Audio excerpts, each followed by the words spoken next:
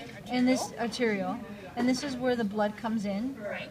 And in here, this is the Bowman's capsule, and this capillary bed here is the glomerulus. Yep. And these cells, these here are the yeah.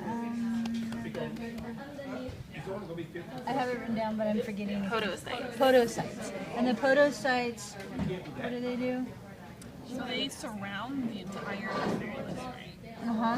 What good would that do? They help the absorption or the They actually block, filtration. yeah, they help the filtration by blocking the good stuff from coming out.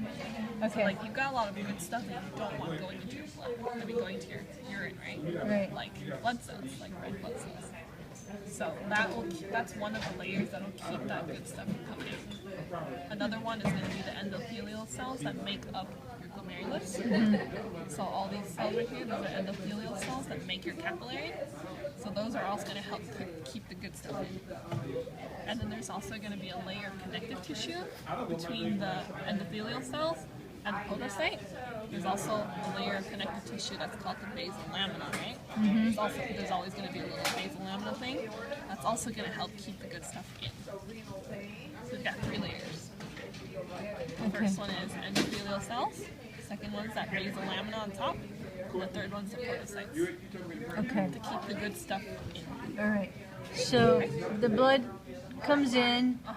It's being filtered, keeping the good stuff and preparing the bad stuff to go out the just proximal convoluted tubule. And in the proximal convoluted tubule, it is the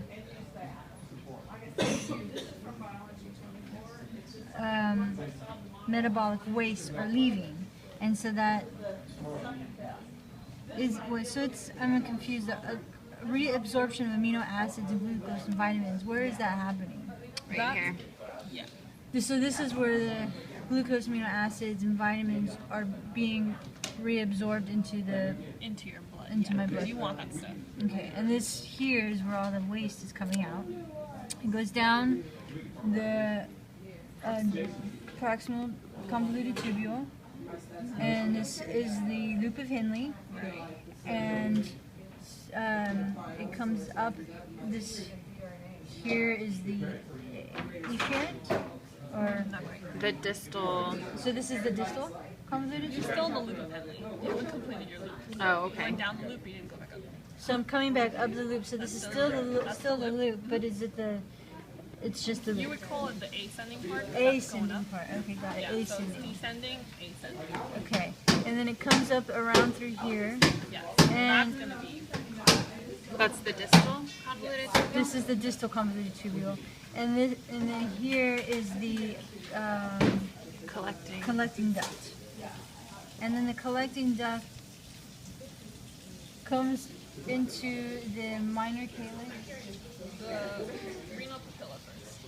So this is the renal papilla here, and then what's the minor calyx? This is little tiny short tube here. Oh, okay. So this is the minor calyx, and then it goes into. So if you're finished with your slides and not using them, you put them back in the tray, and I can run after that. So minor calyx, And so it goes into the major calyx. right? So lots of minor calyxes into a major calyx. Okay, and then what is happening in this major calyx here?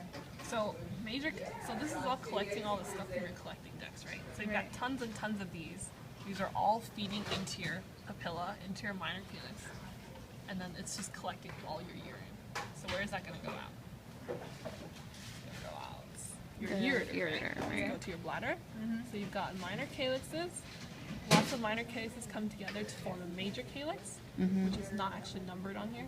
So lots of major calyxes come together to form a renal pelvis. So one renal pelvis right here. Renal pelvis. Yep.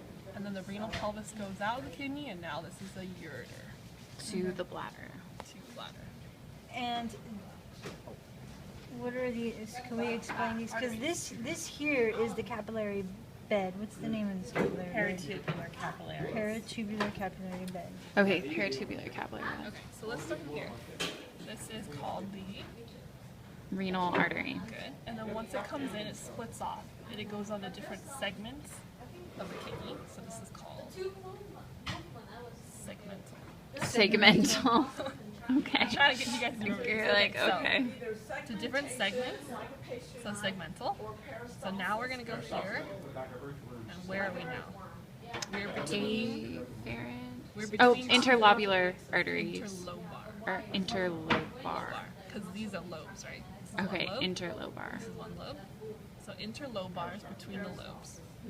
Now we're gonna go across here. So that's this guy right here. And this is called the arcuate. The what? Arcuate. Arcuate. Kind of forms an arc. Over. So right here. So these are these the arcuates too? Yes. Right here. Okay. Yes. So arcuate. So the one that over kind there, of runs between the cortex and the medulla, arcuate, right here. So once the arcuate splits off and it goes into the cortex, right? Cortex. So it goes into the cortex and it radiates through the cortex. So these are called cortical radiate arteries. So now we're here. Okay. And then they're gonna split off and now they're going into these guys, right? Mm-hmm.